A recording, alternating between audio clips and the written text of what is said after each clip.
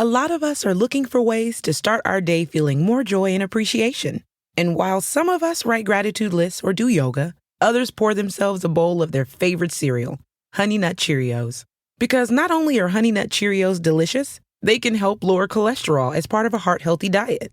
So maybe the secret to a great mood all day is a little yoga, then writing your gratitude list over a bowl of Honey Nut Cheerios. Learn more about a heart-healthy lifestyle at Cheerios.com. You did it. You woke up today. You even got out of bed. You deserve a reward. We can't all be morning people, but we can all get McDonald's for breakfast. Right now, mix and match a Chicken McGriddles or a McChicken Biscuit for just $3. Order ahead on the Mickey D's app. Price and participation may vary. Cannot be combined with combo meal. Single item at regular price. Mobile order and pay at participating McDonald's. Ba-da-ba-ba-ba. How's it going, everybody? Welcome to another exciting edition of the GBI Show. That's right, it's Gridiron Betting Insights here on ATS, one of many gambling shows that is not named after a degrading sexual act. Jay Sannon, your host here, ready to take you through week 2 of the NFL season. And with me tonight, we have a special guest, the second special guest in the history of the GBI Show. Very special. We've got Wavy Davy of the Mush Bros. Wavy Davy, how you doing tonight? I'm doing great, Jay. Thanks for having me on. Excited to talk week 2, baby. Let's go. Now, before we get to the games, I want to make sure that people know how to find you on Twitter. And I also want you to give us a little bit of background on the Mush Bros, because as that name suggests, there is more than one. So if you could give us that info, that'd be great. It's a brethren of Mush. So we are at the Mush Bros. We are 4 Philly area guys who love chopping it up and placing some wagers, occasionally winning them. And it's a good mix. A couple of, I tweet a fair amount on the account, a lot of amount. We got Swaggy Mitch involved in this venture. We've got Eric Fink's Hoagies involved here. And Sporty Spice is kind of our analytics mind. He'll rarely tweet, but he's putting out some power ratings a couple days ago. So it can be confusing to understand who's tweeting. Observational game stuff, NFL nuggets, it usually comes from me. If I put out plays, I'll kind of sign it with a wave for Wavy Davy. But this kind of came up a year ago, and they wanted to get a gambling account, asked me to get involved, and I have a lot of experience in this racket. And I thought it would be really fun, but I said, look, I need a pseudonym. I don't want to go out there as me. So Wavy Davy it was, and we really appreciate the support we're getting. We're hopefully, producing some good content, interesting content, and most importantly, winning picks. We crushed week 1, and it's a long, long season, and we look forward to a lot of success.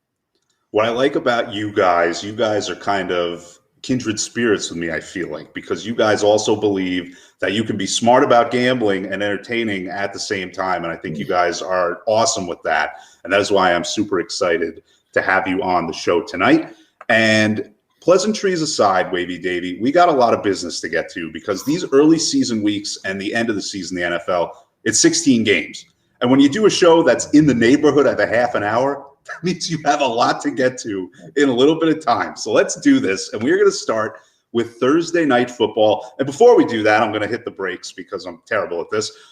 If you want to get involved with the show, we have the live chat on both YouTube and Twitter. Hit us up. If your comments are interesting, informative, or they just entertain us in some way, we will put them on the screen. We'll talk about you behind your back in front of you. Now let's get to work. Thursday Night Football, we got the New York Giants. They are 3.5-point underdogs taking on the Washington Football Team. Total down to 41 as of a little while ago. Now, Wavy Davy, you're an Eagles fan. I'm a Giants fan. But I think we're both on the same page as far as the quality of the New York Giants, which is to say they're not good. They didn't look good last week when they lost to the Denver Broncos 27-13. Wasn't even as close as the score indicated there. Washington Football Team, they did play a close game, but they lost as well to the Los Angeles Chargers. What do you think here Thursday Night Football between the Giants and the team? This is an NFC slobber knocker, Jay. I think that I'll watch it for sure, but I don't think I want to get involved a whole lot here. In week 2, it's important to remember that a lot of what we talk about is based on what we saw last week, right? So most people are going to react to what they saw a week ago. And I was lower on Washington than the market coming into the season. Everybody talks about this vaunted defense, and they're good, but if you do a deep dive into some of the quarterbacks they faced last year, I mean, that front line, that front seven, front four especially, is terrific. But you look at the other side. Sorry, it was like maybe a power outage. Maybe I don't know what's happening there. The Undertaker is coming. Yeah. You look at the other side. I mean, the Giants are just horrendous. I mean, since the legendary Tom Coughlin retired, he's hired 3 coaches. We had Ben McAdoo, Pat Shurmur, and now Joe Judge. You got 2 psychopaths sandwiched between a beta male, as my friend Swaggy Mitch likes to say. And they're just stuck in this. I mean, is Daniel Jones the guy? No. You know he's good for a turnover. He's going to be running for his life. Jay, this thing went from 4 to 3. Probably, despite most people I hear, the easy bet is to make on Washington. Washington closed as a 2.5-point favorite hosting the Chargers. They're now 3.5 against the Giants. Well, what's the difference? Certainly Fitzmagic being out is affecting that number, I guess. But you look at Taylor Heineke. I know you remember last year in the playoffs against the Bucs, we were all over Washington plus 8.5. He put in a gutsy performance. And one of the angles I like to play across a number of sports is, you know, when a top star or quarterback or player goes down, it's sort of a rallying effect. And these guys love the grit. I'm sure they're excited for him to play. I think it'll elevate everybody's game. But that said, I'm not interested in betting it. Yeah, it's one of those things where I'm hesitant to bet the short week game every week anyway. And you throw on top of that Daniel Jones versus a backup quarterback. I'm hesitant there. I'm also hesitant because of how bad both of these teams were at defending third downs last week. The Washington football team let the Chargers convert 74% of their third downs in week 1. That was the worst percentage defensively in the league. The Giants weren't much better. I mean, they were around 45-50% against the Denver Broncos. I don't trust any facet of either of these teams right now. And for me, I'm with you. It is a layoff. You have the Giants averaging 3 yards a carry right now, even though they drafted a running back 2nd overall in an actual NFL draft. They're a disaster. So I don't want any part of them. It's terrible. Just a couple of things here. You know, traditionally, historically, this Thursday night game has tended to favor the home teams. That being said, the Giants 7-1 ATS, their last 8 division road games. Washington football team 1-6 in their last 7 as a favorite. You don't have to bet every game, folks, and I'll just be hoping for carnage on both sides. Well, I'm hoping for carnage on one side, but I'm afraid that that's not going to happen. You want to talk about sandwiching beta males and things of that nature. The Giants, they refused to draft a quarterback during a good draft class. Then they drafted Daniel Jones. The other choice was Dwayne Haskins in that draft class. Both terrible. Both don't belong in the league. And then the next year, another great quarterback draft class. So that's what I live with here as a New York Giants fan. You got to fan. love Dave Gettleman, right? He's the gift that keeps on giving. He's the worst. He is the worst at his job in the entire league. And this is a league. Man. This is a league that includes the Houston Texans, by the way. He's worse. He's worse. We're going to move on. Yeah, we're going to move on before I have a coronary here, Wavy Davy. And we're going to move to a game that is not nearly as near and dear to my heart. We're talking about the Cincinnati Bengals taking on the Chicago Bears. Bengals 2.5-point dogs here on the road. Total 45.5. The Bengals, they pick up a win in their first game of the season, and I'm starting to soften my stance on Joe Burrow. He looked really good in the season opener. What do you think here? It's the Andy Dalton revenge game, right? Look, this thing, I wasn't really interested, and then I saw the line dip to 2.5. I saw it dip to 2, and the Bengals had a nice win over a Vikings team who always confounds, who really didn't play much defense. There were high hopes for the Vikings, and the Vikings can still have a nice season. It was a good win for the Bengals. Burrow looked great. Jamar Chase, you know, he's not seeing the whites on the ball thinking it was an NCAA football. He had a nice day. That being said, some of the stuff I read post-game, they're talking about being hungover after the game. That's how excited they were. I mean, this felt like, a Super Bowl kind of win, and now they got to go on the road. The Bears defense is not what it used to be. But I thought they acquitted themselves fairly well against the Rams. They're going to dink and dunk it down the field, which you can certainly do against the Bengals. I think Zach Taylor remains one of the worst head coaches in the league. I thought this would be a solid 3, and Bengals also being a public dog. I'm leery of public dogs because the public shouldn't like to bet dogs, and when they do, it's a red flag. So I'm coming around. I may dabble with the Bears, but as of now, it's not a bet. You know why public dogs are bad, Wavy Davy? You don't know where they've been. They could have fleas. And in this case, I'm with you. I think that this public dog does indeed have fleas. I think the Chicago Bears, I think they win the game. The quarterback inconsistency here with the Bears has kind of scared me off of playing the game. I do lean toward the Bears, however. Here's the thing. If you're going to use Justin Fields, you cannot do it on just the read option stuff. I've never understood. You bring in one of these quarterbacks. Trey Lance was the same situation there for the 49ers. You bring in these new quarterbacks. You have them run read option, the most dangerous play for a quarterback. What happens if something goes wrong? And that's the face of your franchise. I don't like that. So I'm not going to play it because, again, I do not understand what Matt Nagy is doing there. But I do think that this is a game where the Bears bounce back. Wavy Davy, let's move to another game that it's going to be a bloodbath potentially. Let's put it that way. We're going to move to the Houston Texans, 12.5-point dogs taking on the Cleveland Browns, total 48. And this is a game you're actually betting, if I'm not mistaken, in more ways than one. So why don't you tell us about that?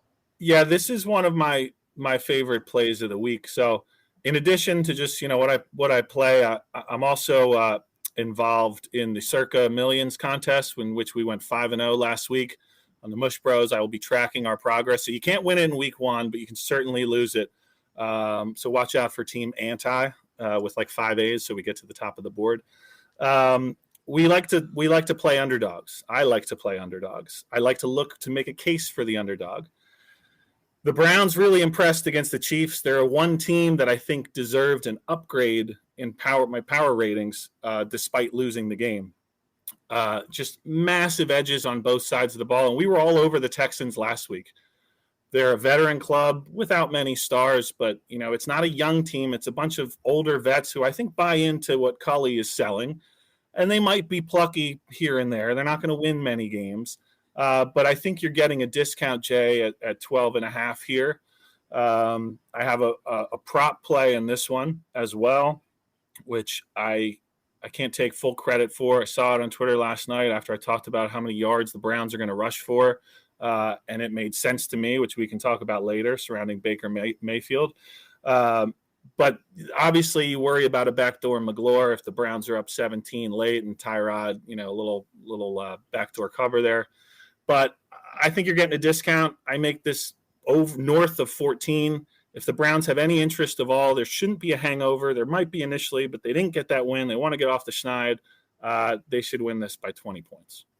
Now, you mentioned the Andy Dalton revenge game for the Bears a little while ago. No love for the Tyrod Taylor revenge game against the Browns after he played there for about 15 minutes. Where hasn't Tyrod played? I take him in New York right now. I could use him instead of Daniel Jones. But I'm with you on this game. I do think that the Browns win it pretty handily. Taylor was decent in his first game, but I don't expect that to continue, and I do not expect him to see as much of the ball because, as you mentioned, I think the Browns are going to be able to name their number as far as rushing yardage is concerned. Now, Wavy Davy, we have a better game to talk about here, finally, one that does not involve a AFC North team and a team that is not so great. We are talking now about the LA Rams, my pick for the NFC Championship again this year. I think it's like the third year in a row. It's become more of a bit at this point than an actual, but I think they're going to do it this time. I do believe in them. They take on the Indianapolis Colts on the road, total 48.5. And you want to talk about week 2 being a week where we kind of have to battle the overreaction to the way that certain teams have played. Well, the Rams are that team. Matt Stafford threw for 12 yards per attempt in week 1 against the Bears. Do you think that the market's kind of overreacted to what they did and that the Colts have a better shot than the market's giving them credit for here? Yeah, in short, yes, I do think it's a tad much. At plus 4.5, I was considering a play on the Colts. At 3.5, not so much interested. But you failed to mention who is playing in this game, Jay? Is there a certain quarterback? There's a quarterback who looked a lot better as soon as he left the toxic wasteland of Philadelphia, Pennsylvania, that being Carson Wentz. Got it. Well, I will say this. He was one to drop thinly veiled excuses on anyone but himself. But the Colts lack speed across the board. I mean, this is just a boring, vanilla kind of team. And, what did Carson do? He was fine. There was that fumble on a 4th and 1 sneak. There was a sack on a 4th and 2. There was a fumble when he's diving. He still haven't learned how to slide. And then just a virtuoso Carson Wentz performance. He's missing reads. Open guys, he's missing. I mean, what is that? It's the same stuff. And, I think players see it. And look, can he be successful there? Absolutely. Is he going to make some awesome plays? Sure. Is he going to win some games? Yeah. And we hope he plays 70% of them for the Eagles' sake. Rams were really underwhelming on the run defense against the Bears. I mean, David Montgomery, he's 2 yards in a cloud of dust. He had 100 yards. I thought the Rams win was a little misleading. They won by 20, but Bears had some chances and Rams hit some big plays. Now they're going on the road. Colts really have some offensive line issues as well. So, look, at 4.5, I would consider Colts. At 3.5, it's a pass for me. Yeah, I'm with you on passing on this game. I would lean toward the Colts. The contrarian in me wants it to be the Colts in this game. But you mentioned those offensive line injuries. They are also missing some members of the secondary, or at least they're on the injury report and missed the last game against the team in the Rams that can hurt you now the same way that the Seahawks hurt them last week, which is vertically. That's something that the Rams were not able to do with Jared Goff at quarterback. Now they can do it. A guy can put a little bit more air under the ball. So while I want to believe in Carson Wentz and the Colts this week, and by the way, I'm now cheering for Carson Wentz. I hope he has a Hall of Fame career. Same thing with Ben Simmons. I hope he gets traded to the Sacramento Kings and becomes a Hall of Fame point guard just outside of Philadelphia. Yeah. But that's my takeaway there. I like the idea of the Colts, but I don't like their current roster and their current injury situation enough to do it. Yeah. Now we're going to go to the AFC East. We're going to go to the Buffalo Bills and the Miami Dolphins. The Bills, a 3-point favorite on the road, total 47.5. And the Bills got off to a great start against the Pittsburgh Steelers, but they could not finish it. That is for sure. The Dolphins, they did the job. They beat the rookie quarterback in Mac Jones and the Patriots. So maybe the record's flipped from what you would have expected after week 1. But either way, the Bills now, if they don't get a win here, staring 0-2 in the face. Do you think they get the win? More importantly, what do they do in the betting markets? I think the hook comes into play immensely in this one, Jay. Bills have won 5 in a row in the series, 7 of 8. It's a huge game in division. The Bills lose this. They're 2 games back, and with a division loss, essentially 2.5 games back. We were on the Steelers plus 6.5, and that game just sort of turned on a dime. It was 10-0. I think maybe 10-3, and the Bills were going in, and I think they went for it on a 4th down. And Josh Allen just couldn't get untracked, and the Steelers defense has a tendency to do that. But there were a lot of fluky things, I thought, that led to, there was a blocked punt. So if you dive into the numbers, the Bills sort of dominated that game. Josh Allen's got to be better, but can the Dolphins D-line pressure Allen like the Steelers did? I'm not sure. One thing, what I look at, kind of an intangible in Miami and in Jacksonville especially, is the heat. Buffalo's used to going down there once a year, but some weird stuff happens down there. I mean, you remember that Patriots game where they won on like a last – weird stuff happens in Miami. And the Miami's graduated to a good team. Tua was fine. And Miami looked the part. I think this one's close. I would take the points if I had to, because I think most people are high on the Bills, counting on a bounce back. I think this could be a 3-point game either way, but no real interest for me. Yeah, I'm one of those people who is always high on the Bills. So if I had to, I would go the opposite way and take Buffalo. But I think you make a nice point there with the Heat. What was it? The LA Rams last year. They destroyed them. It was like multiple return touchdowns. You're absolutely right about the early season Heat situation involving the Dolphins. But on top of that, this is another good defense in Miami. So as much as I want to believe that the Bills are going to get the job done, it's not going to be as easy as it seems. So I will also be abstaining from that number. By the way, Eric Fink loves Wavy Davy. And after talking to you now for almost 20 minutes, it's the first time we've ever spoken, by the way. Yeah. I'm going to have to agree with him. I'm going to have to say that is a good take. Well, you are off to a fantastic start here. I've been a keyboard warrior. We've been DMing a bit, but, but we love Fink too. He's a huge supporter of just any of his friends. Anybody he cares about, Fink will just lift you right up. He makes you feel good. Love to see it. Love to hear that good people do exist in the state of Pennsylvania. I didn't know it, but I'm learning it as you guys educate me on it. Right. Let's stay in the AFC East, Wavy Davy. We are going to talk about the Patriots and the Jets. Patriots 5.5-point favorites, total 42.5.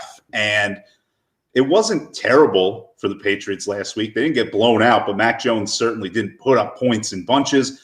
Zach Wilson, same thing. Wasn't terrible, but wasn't good enough. One of them's going to have to get a win here, unless there's a tie, I guess. But what do you think? Who do you think gets it done? AJ, did you hear the one about Bill Belichick against rookie quarterbacks? Have you heard that little? I've heard that. And it grinds my gears because, yes, he is very good. But good teams win, great teams cover. The great Bill Belichick against rookie QBs, 21-6. And you know what?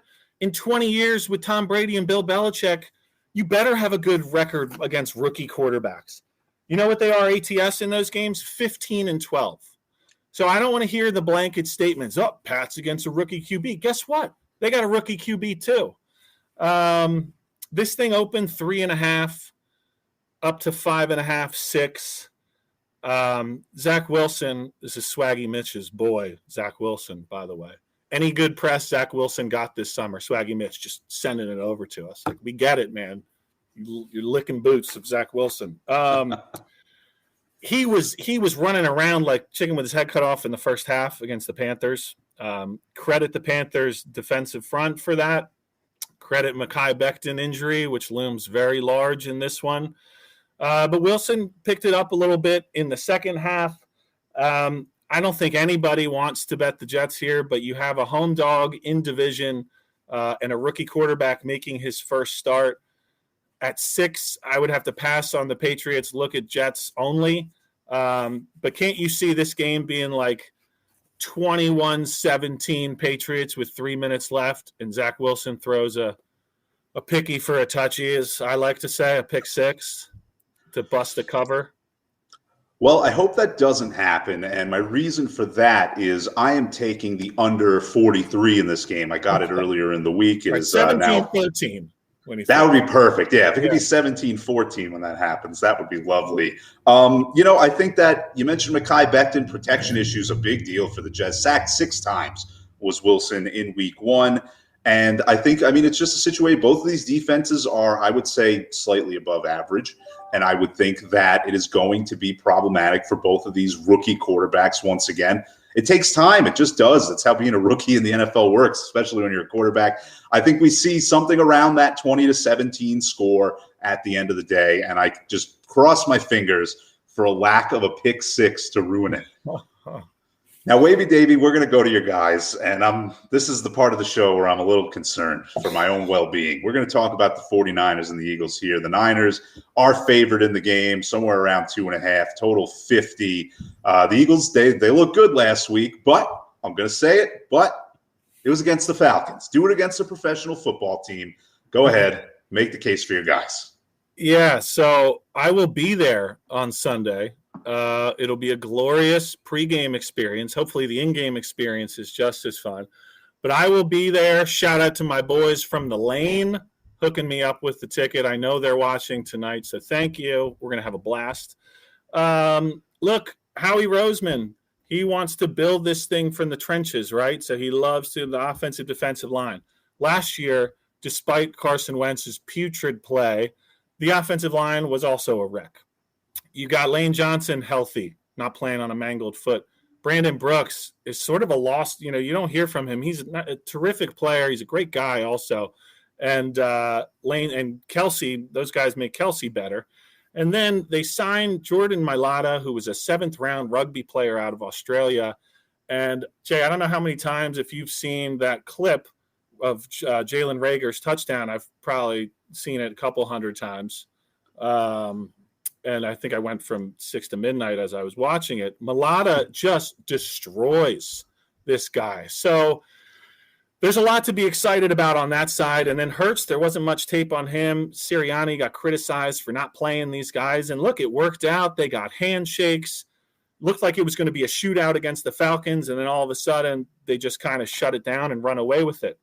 So the defensive line is going to cause Jimmy G, I think, a lot of problems. But at 3, I told you before the show, it might be 12:30 and we're whacking beers and K-Lot down at the link. And I might, just to join the boys, sprinkle some Eagles money line. But, at 3, I think the buyback has been maybe a little too much on the Eagles. I know some guys I respect are thinking the Niners here, but they had a lot of injuries in that game against the Lions. So first of all, I should say right up front that the Eagles shouldn't be playing this game because they should all be in Guantanamo Bay for tanking in Week 17 against the football team. You didn't even keep Sudfeld. You didn't even keep him. So the "we want to see what we have" thing, just straight to Guantanamo Bay. They fired the coach who did it. Well, they should have put him in Guantanamo Bay instead of firing him. I don't think it was a see. Look, it wasn't a see what they had thing. It was a "you've been a good soldier, Nate Sudfeld." And that's what he said. He said they said they wanted to see what they had, which we all knew was a lie. So just be honest about it. And you got the touchdown with Devontae Smith, which was drafted with that ill-gotten draft pick. So congratulations. It only cost the dignity of the city once again. You are a New York sports fan. You cannot be as soft to think that your 6-10 New York Football Giants were worthy of a playoff spot, as if they would not have gotten stomped 43-6 in that wild card game. And Joe Judge, I mean, just what a baby. He's such a hard-o and doing Oklahoma drills with his guys and crying to a man. Somebody retweeted it the other day, and they were like, "This is still the funniest thing I've ever seen." And it's like a Twitter timeline of Giants players crying in their beer about it. You know what? You want to make the playoffs? Win one of those games. Hey, Danny Dimes, don't fall on your friggin' face when you're running for a 65-yard touchdown against the Eagles. Hey, Evan Ingram, catch that little floater that would have sealed the game at the end of that game. So I don't want to hear it. I'm tired of you taking shots at my team, at my city. I know we got probably more people watching right now from Philly than whatever podunk town you're from, Jay. No, you're factually right about all of this, about the Giants, about the lack of viewership on my program. You're factually correct across the board. I will not dispute any of that. With that said, they all belong in Guantanamo Bay. They cheapen the dignity of a city that eats at gas stations 3 meals a day and swims in dumpsters we intentionally. look forward to sweeping the Giants yet again this year. Yeah, it's probably going to happen too. As far as this game is concerned, though, I'm passing. I would lean to the Niners in an actually unbiased fashion if they were not playing their second straight road game on the East Coast to kick off the season. That is a little much for me. I will be avoiding the game. I think it's going to be a field goal game either way, to be honest with you. Was not impressed with the way the Niners finished last week against the Lions. I mean, I guess how could you be? But, yeah, that's enough to scare me off of this, and that is enough to scare me away from the game as a whole. Yeah. Fink, to answer your question, I have not had any IPAs. I was on a tight schedule, came home from work, fed the kids, tried to get this contraption set up. Try to avoid weeknight beers these days, but you can bet your ass that Sunday we'll be going hard down at the link. Rum and Cokes as soon as the show is done. Promise you that. Yeah, I mean, I'm going to need them when I watch the Giants. Yeah. All right, what do we got next? Next up, Wavy Davy. I'm glad we got through the Philadelphia thing without any blood being shed. We'll talk about the Raiders and the Steelers. Raiders 6.5-point dogs going to Pittsburgh, total around 47. Now, both teams won their week 1 games, but they didn't look super impressive in doing so. But that's a lot of points when you're dealing with a game like this, in my opinion. This game's tough, man. This game is tough. So just a brutal spot for the Raiders. Short week, overtime, emotional win. Sports is about peak performance, and Audible has ways to enhance yours. Check out the end of this episode for more details. They lost their offensive lineman. Josh Jacobs is banged up. I mean, the Ravens really blew that game and looked like crap doing it. Credit to Derek Carr. He really impressed me. Here's a stat for you, Jay. It's a small sample size, but since 2005, West Coast teams traveling east on short rest are 5-12-1 against the spread. You look at the other side, Ben Roethlisberger looked like he was 50 years old playing in like an old-timers game. I mean, he can't move. And the offensive line still stinks. You know, they thought drafting Najee Harris would cure their ills in the run game. I don't think that's the case. Tomlin is such a big rah-rah guy. We love him as a dog. So I like to fade Pittsburgh as a favorite. But that defense is for real. Carr's going to have to sling it. If anything, I would look under in this game that I think it'll dip. I don't see – the Raiders' defense really impressed me. How much of that was Alejandro Villanueva just getting abused by Max Crosby. But Raiders' defense kept them in that game. So I would look under here, if anything. Yeah, I don't like either of these sides heading into this game. I think they both benefited from some less than sustainable good fortune in their previous games. You had Lamar Jackson fumbling left and right to keep the Vegas Raiders in that game. You had the blocked punt for a touchdown, which you mentioned during the Bills game, that really swung that game completely in the favor of Pittsburgh. This is a game I want to sit back and see what these two teams have, because I don't think they have consistency at the quarterback position, either of them, even though Derek Carr topped 400 yards in the season opener. I want to sit back and observe. I need more information on both of these teams. That's my take on that game. Now let's go to a game where we're head-to-head. We haven't had too many of those, but this is one we are actually, honest to God, head-to-head, betting opposite. Saints-Panthers. Saints 3.5-point favorites, total 44.5. You did a nice job of shopping this game on your side. Why don't you tell us about it? You know what, Jay? You have been such a gracious host letting me lead with all these games. I am going to defer to you and let you present your Saints case first. All right, let's do it. So the Saints looked great last week. That's great. I'm throwing that in the trash because it was a weird situation. They had to play in Jacksonville, which I think was actually worse for Green Bay than if they played indoors. You're dealing with the heat, all of that. You mentioned the heat earlier. That is a problem for teams that are not as accustomed to it. The Saints, listen, they practice in at least reasonably warm conditions, even though they play their games inside. But I think the Carolina Panthers were just super unimpressive in week 1. Yes, they beat the Jets. They sacked Zach Wilson 6 times. That's all great. But they're taking a huge step up in competition while the Saints, I think, are taking a huge step down. This comes down to me also to my just kind of power rankings before the season.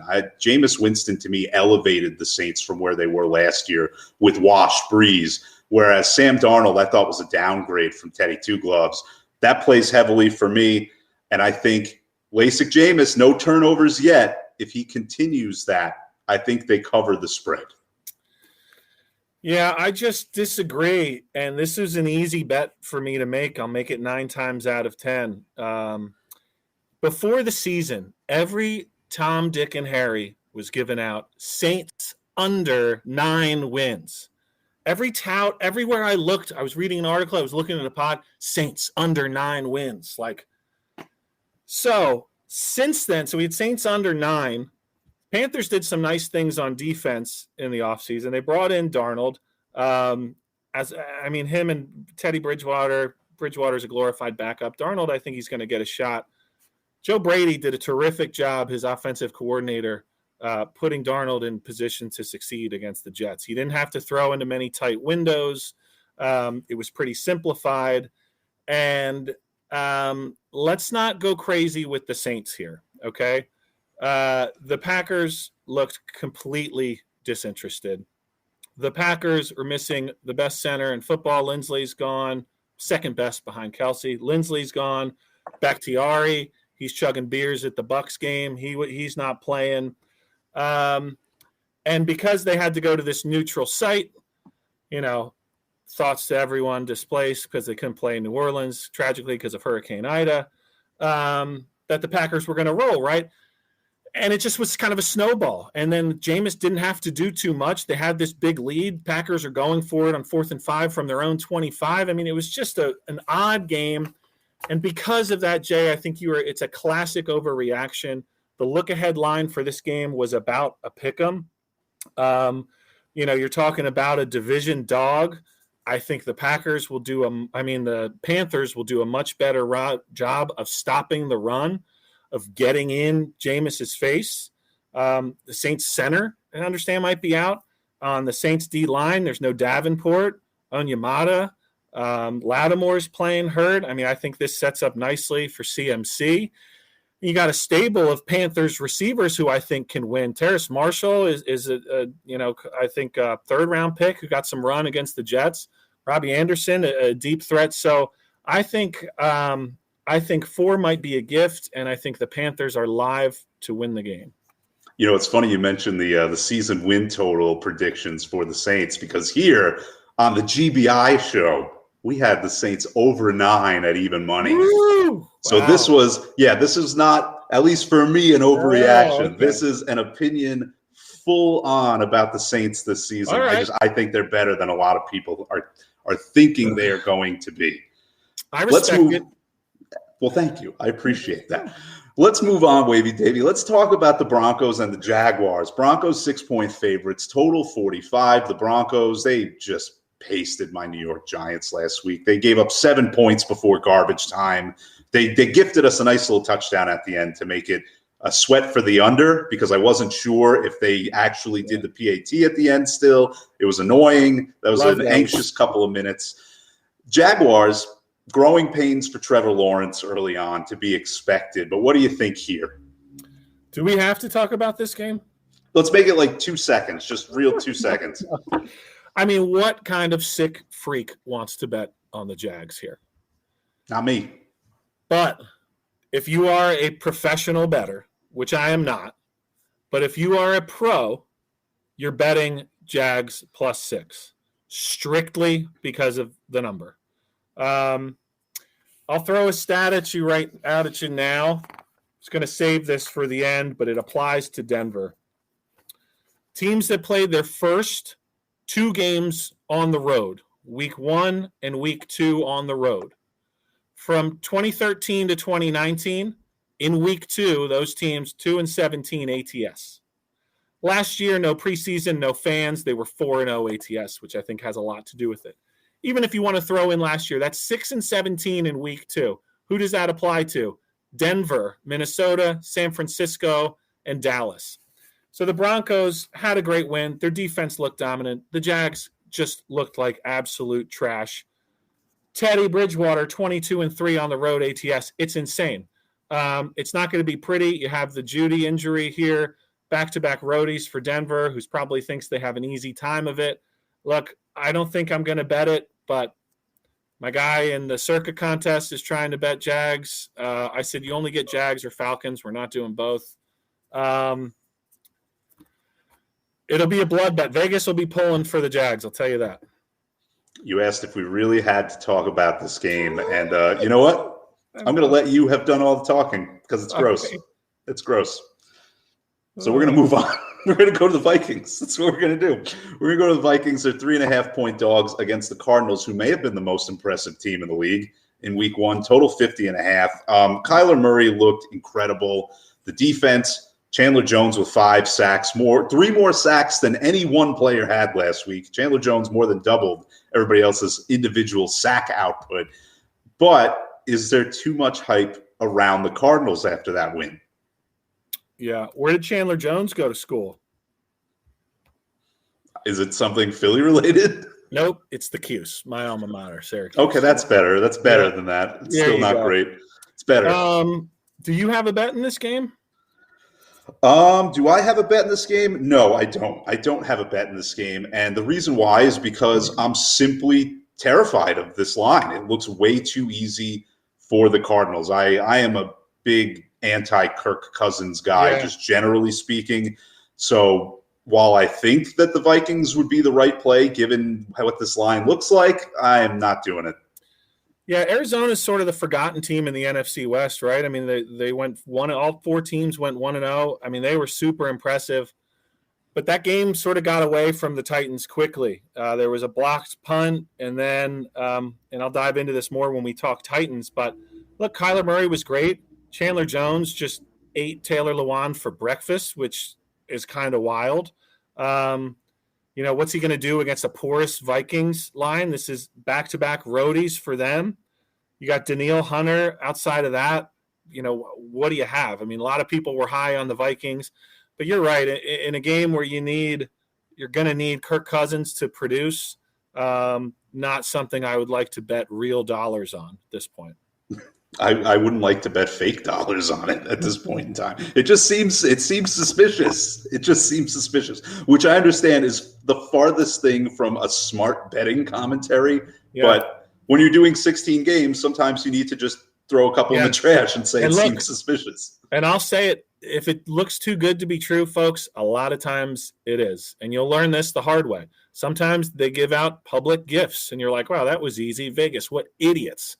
But a lot of times they drop Denver -6 and they might lose outright. We'll see. Also, Cliff Kingsbury, he's a loser, just a career loser. So he's handsome. Yeah, so handsome. So I do envy that, but I don't envy being a loser. Although I guess I'm that too. I digress. Falcons 12.5-point dogs taking on the Buccaneers. Total 51.5. And the Buccaneers, it wasn't pretty, but they got the job done. Kind of a weird game to evaluate because they just coughed the ball up so many times. And then, of course, the Falcons played like hot garbage. This is a game where I would lean toward the over, but I don't feel strongly about anything. What say you? Yeah, I mean, I think over is a good bet because at first glance, this one looks pretty easy, right? We ran a poll on Mush Bros early this week. Of the 3 double-digit favorites, which one is most likely to cover? Overwhelmingly, I think it was 60% Bucks, right? So, not to say that our ardent supporters are not, sharp, but the Bucks looks easy. Is my point. And talking to a couple people at the office this week, the biggest mush I know at work is all over the Bucks. And I got a couple things for you here, Jay. Look, I think you're right about the over. Atlanta's going to have to score. And in the beginning of the Eagles game, it looked like a shootout. And then I don't know what happened. Arthur Smith, who is supposed to be this guru, just kind of stopped. I don't know what happened. But Kyle Pitts, and they didn't get the ball. I don't know what happened. Yeah, that was my big thing was how disappointing Kyle Pitts was because I've been talking about him for Rookie of the Year all summer. They're going to have to score because it's not like they're going to shut down Tom Brady, right? So I think Falcons and over it makes sense. I don't think the number is off. I'm going to be on the Falcons probably. It's not a bet we're giving out here. I'm sure we'll be on it in the Circa contest. I don't think the number is necessarily off. I make it like 11.7. It's the spot. Since 2006, division road dogs of 12 or more are 45, 30, and 2 for 60%, 16.1% ROI. Dallas shredded this defense. Now, the Dallas has more weapons and a better offensive line, certainly than the Falcons. But Murphy Bunting injury in the secondary is big. I think Ridley can do some things there. There's a lot of familiarity between these two teams, which is why you see division dogs bark. So look, it's ugly. I'm going to smash plus 12.5 and be at the Eagles game and maybe get an update here and there. And hopefully it's not a bloodbath. Yeah, I think, and if it becomes a bloodbath, you have the Falcons just chasing points as frantically as possible. So I think it has the potential to get ugly. I hope it doesn't get too ugly for your sake with the Falcons. So we got a few games left here, and we're getting to some of the good ones here because they always backload the afternoon slate with them, which frustrates me to no end. But whatever, the TV people need what they need. Cowboys, Chargers. Cowboys, they're up to about 3.5 now. It was 3 when I bet it naturally. That was before all the injury stuff came out. It got to like +3, -120 after I bet it. I was like, cool, we're going to get some CLB, and then everybody was out. Total 55. And this is a game that is completely changed by some of these injuries and absences for the Cowboys. Yeah, I mean, DeMarcus Lawrence injury really looms large here. He's just a massive talent on that front four. Gregory, he's out too. Is that right? Yeah, that's right. Lyle Collins suspension. They'll get Zach Martin back, but he was inactive with the COVID list for a bit. So obviously we both dislike the Cowboys strongly. Cowboys are a big time public dog. They're getting some extra rest. They looked great against the Bucs, right? They're going up and down the field. Chargers, there's no more Anthony Lynn. So they were like an auto fade as a favorite under Anthony Lynn. So you'd think they're a little more competent. This is basically a home game for Dallas because the Chargers don't really have a home field advantage. I don't know how much you watched of the Chargers Washington game. Chase Young did jack squat. I mean, Rashawn Slater, the rookie out of Northwestern, is an absolute beast on that O-line. And the score was low, but the Chargers put up 427 yards, I think. Yeah, they outgained them by like $130. It was bad. Yeah, so the Cowboys injury situation really muddles it for me.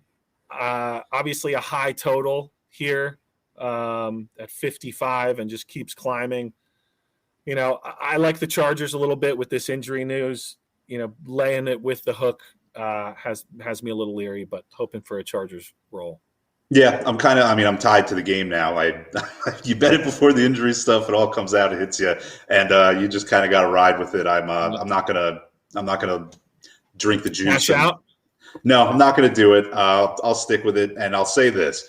The Chargers were definitely the better team against a football team that lost its starting quarterback and isn't going to be as effective defensively, I feel like, over the course of the whole year as it was last season. But they did not do a good job, the Chargers, of converting their possessions into touchdowns. They moved the ball a lot. But after that first quarter score, about 6 minutes in, their only other touchdown on the day came after Gibson fumbled the ball inside the 5, and They got an immediate goal-to-go situation. So maybe the devastated Cowboys defense can do something with that, but I don't feel good about it anymore. This is the worst. Gambling flashlight says Chargers all day. Chargers all day.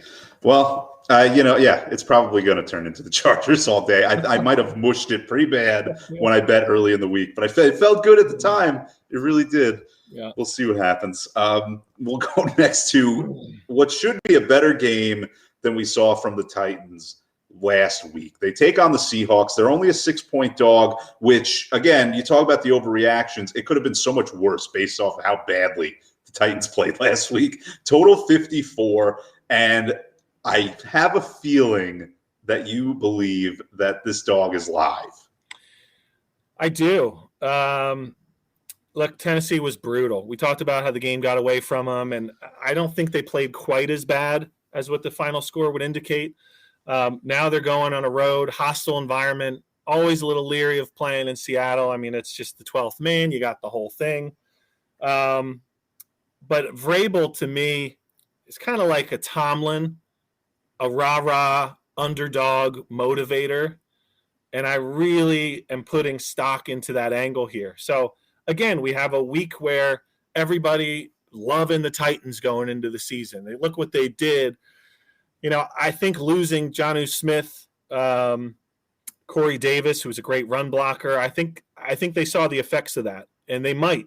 and they might get rolled in Seattle, but I think you are getting big-time value at 6 with an inflated line here. Tennessee wants to run the ball to set up the play action, and that's when their offense and Tannehill is looking great. They had no chance to do that against the Cardinals. I don't know what the Seahawks defense is as of yet. I mean, they were fine against the Colts. Colts blew several opportunities. But I will take a shot at what I think is an inflated number and what might turn into a shootout with a total of 54. Yeah, and this is a game where I don't think the Seahawks are going to have as easy a time offensively as they did last week. I mean, just several deep balls connecting against the Colts, who are pretty banged up in that secondary. I don't think it's going to be as easy for them to do that. I think it's going to be a little easier for the Titans to do what they like to do than it was last week. I mean, they were averaging under 4 yards a play. It was a mess for Tennessee. So I think we see both of these teams kind of come back to a more reasonable level that you can expect from them throughout the season. If I had to play it would be the Titans, but I do not like the idea of doing it in Seattle. Seahawks always have a few clunkers in them. They'll run it 35 times instead of letting Russ cook, and they have some weird clunkers, and I think this one might be one of them. And for your sake, I hope it is. Let's go now to Sunday Night Football. We are going to talk about the Chiefs and the Ravens. Chiefs 3.5-point favorites, total 54.5. And you know where I stand on this one. Lamar Jackson in a big game against a good team. I am going the opposite direction. I am betting the Chiefs. I am laying the points. I'm being a square here. I will do it. Listen, Lamar Jackson failed to break 100 passing yards in this exact same game at night last year. Do I think he's going to be better than that? Yes, but I still don't trust him in big games against good teams. I just don't. What was that number? 3 last year in that Monday night game? Yeah, it was right around there. Right at 3. And they just torched him. I mean, it might just be a matchup thing. And, you saw the Browns get out to these leads. And then when the Chiefs come back, a guy like the Browns who want to rely on the run and Baker's got to sling it around, that's not really his strength. It's not the Ravens' strength either. And their offensive line, Jay, is an absolute disaster. Villanueva just shredded by Max Crosby. Lamar really didn't impress. I mean, he was missing guys in the flat. So he's expected to kind of take that next step, and he says all the right things. But look, as this thing creeps toward 4, I don't know if I'll have a play in this game, but it's going to be hard for me to get on the Ravens after what I've seen in their injury situation. So, before I pick NFL games each week, I fire up my Abacus, my adding machine, and I run all of it through an NFL model that I threw together. And this is actually a game where the model favors the Ravens by about a field goal. So I'm going way off the rails here. The reason I'm doing it is because you look at the data for the Ravens and you actually, look at it pre-formulas and regressions and all that nonsense. All the good stuff comes against bad teams. That's just factually what they are. Yeah. And from a non-numerical standpoint, in addition to all the Ravens versus bad team stuff, I liked the way that the Chiefs played facing adversity in week 1 right after losing a Super Bowl. We've seen teams that lose the Super Bowl come out, get punched in the mouth week 1, and just shut it down. The Chiefs obviously didn't do that. They played extremely well the rest of the way. And I think that they're a team that showed me a lot in that game. I think that's it. You know why they didn't shut it down? Because they're coached by Big Red, baby, our guy. And he's another one who he left Philadelphia. He won a championship. And I was like, good for him. Good for him. Very happy. Guess who else won a championship? These guys. Yeah. So 41-33, babe. You can't take that away. I'll say this. It came against Tom Brady, so I was pretty happy. It came against New England. So that was okay. It was the best possible team they could have beaten in a Super Bowl. I will give them that. So our final game now, Wavy Davy. We said we're going to do a half hour. We're coming up on an hour because you have been tremendous on the show, giving us amazing information. And we will close it out with the Lions and Packers and just so many points. 11 points to spread, total 48.5. Aaron Rodgers and the Packers expected to bounce back after their clunker against the Saints. The Lions, they looked respectable toward the end against the Niners, but it was all bad before that. I don't know what to make of it. I'm skipping this game entirely. Yeah, I mean, Rodgers looked totally disinterested. The pictures of him in this post-game presser were downright frightening. The man looks like he's aged 10 years. And they've got major O-line issues, as we mentioned. And they couldn't run the ball. And if you're going to run it against anybody, it's going to be the Detroit Lions, who were just miserable. Dan Campbell is certainly not a beta male. He is an alpha to end all alphas. Jeff Okuda injury, you prop lovers, Devontae Adams should get his, whatever the number is. But I think you'll just see a better effort on offense, a more cohesive, try hard. And Goff was, moved it a little bit too. I think they have a nice combination with Swift. Penny Sewell looked okay. Hawkinson, seems to be Goff's binky there over the middle. So as long as the weather in Green Bay is good, I'm expecting points in this one. Looking at over 48, I make it closer to 50, and that's where my head's at. Dave says that you're off the lane, by the way, so I'm sorry. Yeah, sorry to hear that. I gave a shout out to the lane. My buddies who lived a couple blocks over, we're going to the Eagles game with, and I don't know, maybe he's had a few too many and he's just rage texting right now. You've been excommunicated from the lane.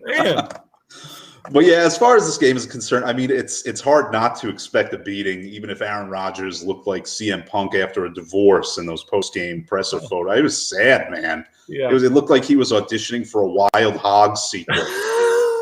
The hair slicked back. He looked all washed. It was sad. Yeah, he looked like a doomsday prepper kind of thing. Yeah.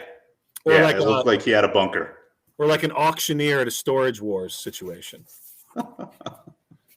I think it's a beating, but I'm not laying 11 points after the way they look. And we've seen this Packers, not this exact team, but we've seen the Rodgers Packers struggle in some of these night games against lesser competition where they've needed late drives. I mean, I'm not just talking about the Hail Mary against the Lions, but San Francisco on Monday night against the backup, they needed a late drive. It's been kind of habitual with them, so I can't in good conscience get involved in this. I totally agree. Let me give one more nugget to the faithful listeners here.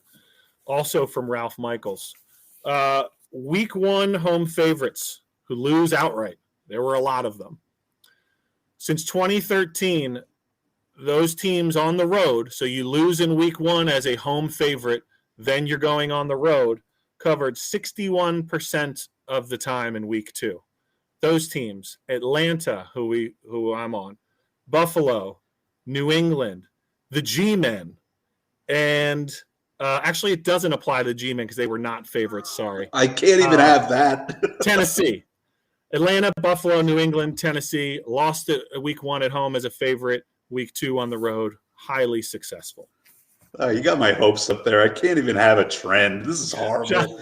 Definitely not a home favorite and probably not anytime soon. No, they're not going to be. Let's get to GBI bets, Wavy Davy. This is your best bets for week 2. I'll give you mine right after you give me yours.